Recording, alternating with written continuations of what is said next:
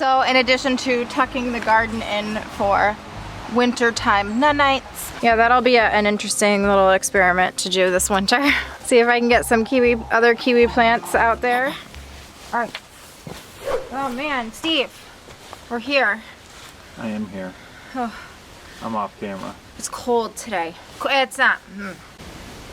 I'm being a baby. It's actually really not that cold. Yeah, so it's about 50 degrees here Fahrenheit and about 10 degrees Celsius. It's time to winterize the garden. It's just time. Yesterday I picked up all the ground cherries that were on the ground and gave some to the chickens and the rest of the compost. But what's left of the garden? I have behind me, the peas are still doing okay. They're really not producing that much. And then I have some lettuces. I have mustard greens, carrots, rosemary, and thyme. Some radishes, one Savoy cabbage, which I'm super proud of right now because I've never successfully grown a cabbage. A couple more really small cabbages that are in the bed further behind me that are struggling. I put a cloche on one to help it out. And then we also have a very small dinosaur kale plant. So here is the Savoy cabbage. It's actually looking kind of cabbagey. I'm really excited about it. This is the furthest I've ever gotten a cabbage to go. Let's see what happens there. Anyway, today we are winterizing the garden beds, and it's just a really simple process of putting mulch down. That's it. Yesterday we took out a bunch of the hoses. This year we're doing something different and leaving the soaker hoses in the garden beds and burying them underneath the mulch. We may regret that next year. I don't know. We'll see.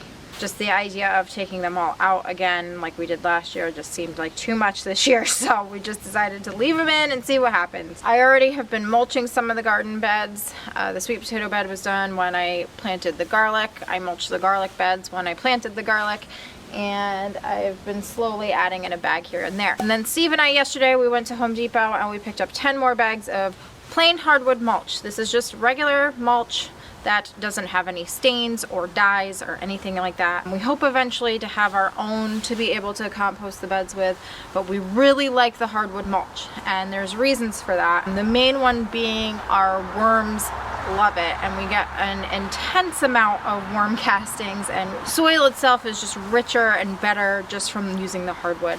So I've already done the flower beds that I had the sunflowers in. I did those yesterday. And then the strawberries, I've been using the shavings and manure from the goats and throwing that in with the strawberries, as well as a little bit of the hardwood mulch on the outside. Let's rip open some bags of mulch. I'm excited. They look so pretty after you mulch it. It just looks so nice.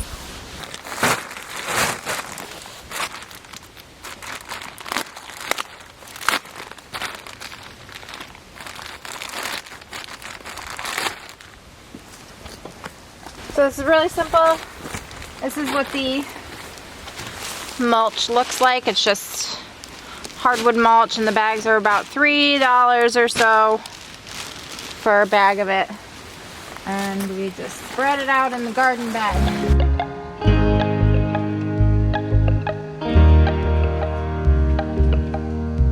Oh, I also have some onions.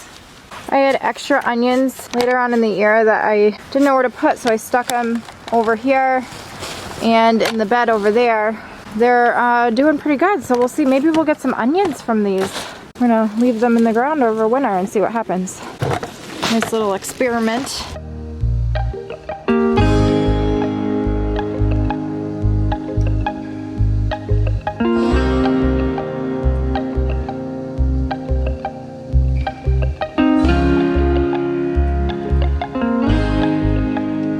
This was the hot pepper bed.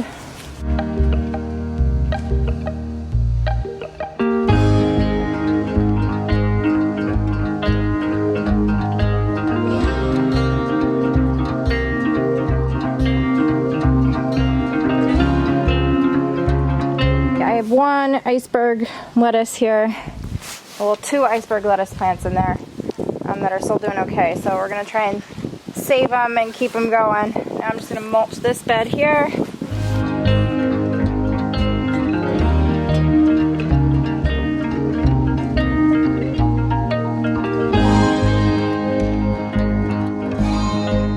So in addition to tucking the garden in for winter time nights, I've got some extra mulch in this bag, so I'm gonna go ahead and mulch the kiwi vines and also give them a little trim ski, so cut them back a little bit. The kiwi vines I'm going to go ahead and prune because they already are getting a little nuts on this trellis here. This is a cattle panel trellis that we made for them. We have 2 kiwi plants, one on either side of it, and it really took over. I also grew some green beans on it. It carried over from the main garden, and I just kind of let it have it because there was room for it. So now I'm just going to add some mulch to the base of the plants.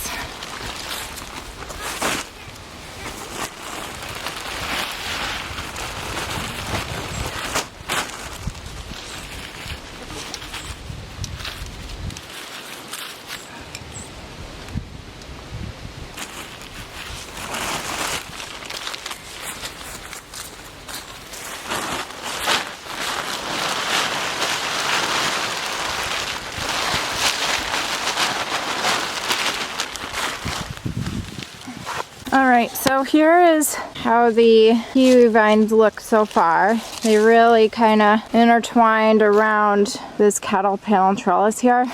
And then they have these shoots that are coming off.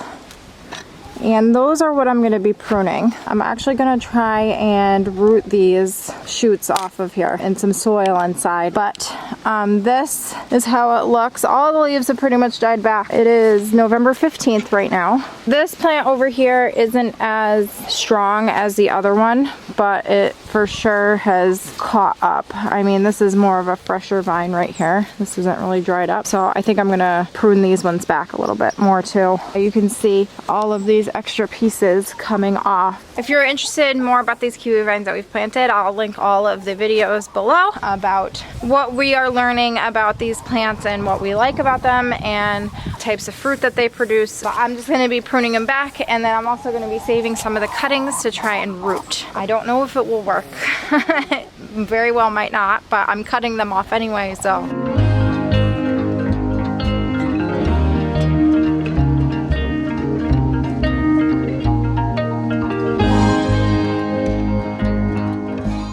Like a fairly easy process. It's kind of a gloomy day today, huh? I got some cuttings here. These ones were growing off of the main plant itself.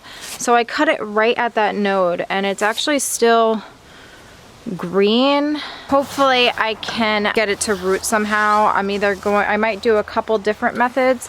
This one still has a leaf on it, and it's still very pliable. It's not woody new growth here. So I think I'm going to try and do one in water and one in soil and see if what works faster, or if it will work at all. I don't even know. And then I have some other ones over here I might try. Yeah, that'll be an interesting little experiment to do this winter.